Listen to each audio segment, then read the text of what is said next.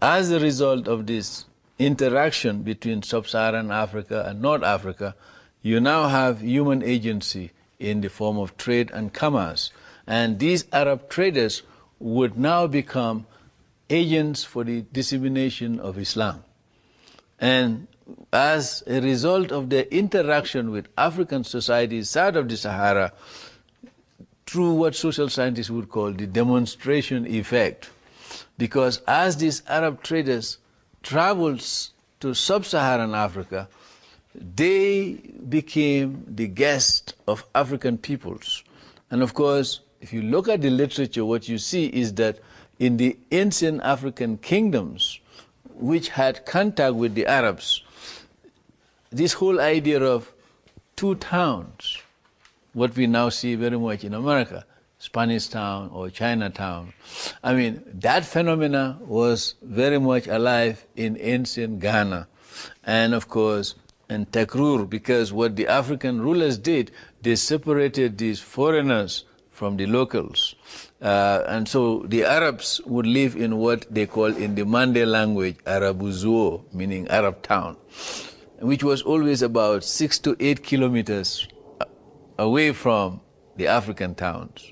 And some of the police anthropologists, archaeologists who have done some investigation into Africa in the ancient Ghana found in the ancient capital city of ancient Ghana called Kumbisale, they found out in the ruins of Kumbisale these two townships.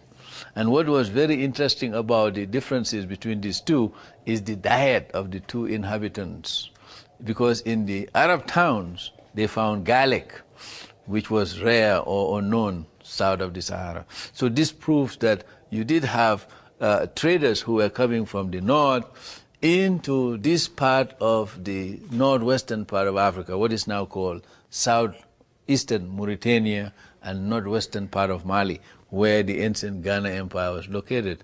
And of course, Kumbisale was the capital of the region. And you can see the diets of the Arabs who came in there as opposed to diets of the local people. And of course, this proved beyond reasonable doubt to the archaeologists that this was a site where you have this, and it reinforces this two-town arrangement phenomena, where you have one town inhabited by the traders and the other town inhabited by the locals. Now, what is very interesting here really is that when you look at the history of that transaction, you find that these Africans were practicing their own tradition, what Muslims will call, these are Jahiluns. They are practicing the religion of the Jahils, people who are really in a state of ignorance, unexposed to monotheism.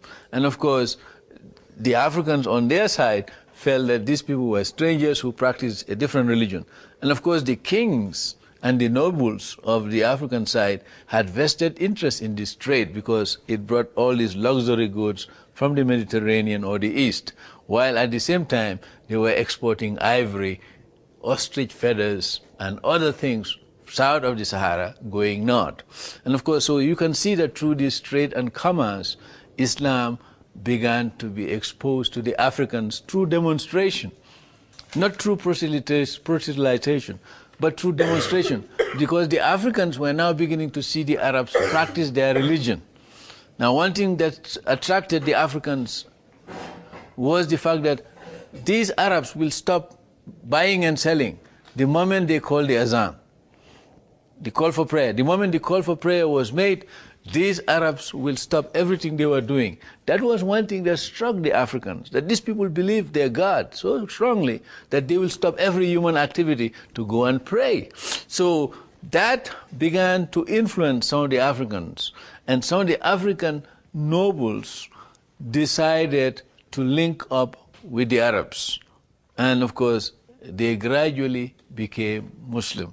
That's a very interesting pattern of conversion in the African context, in the sense that the African nobility became Muslim before the masses, which is not typical, because if you look at the history of Islam and Christianity, it's always the poor people, the rejected, who will join the religion. But in this particular case, the upper classes began to gravitate towards Islam, Well, some would say in retrospect out of self-interest because it gave them power of literacy, it gave them access to a civilizational center and all that. Some people have suggested this. But regardless of what was the motivation, the fact remains that through trade and commerce, Islam gradually gained ground among the African nobles. And of course, in ancient Ghana, which was still a traditional African kingdom with idols and their own way of worshipping their creator, remain a non-Muslim state. But ancient Ghana was very much influenced by these Arab traders. Now, there are some scholars who write from an African nationalist point of view who seem to suggest that in 1076, when ancient Ghana collapsed, it collapsed likely because the Arab Muslims' penetration of the region weakened the ideological foundation of the society. That's from a nationalist point of view. You used to have some African nationalists who argue along those lines. There are some African Americans, Afrocentrics, who will argue along those lines. But the evidence really suggests that ancient Ghana itself was internally decaying, like all societies and civilization. And the coming of the Muslims in that part of the world helped accelerate the process. But the Muslim presence was not necessarily the cause of the collapse of ancient Ghana in 1076.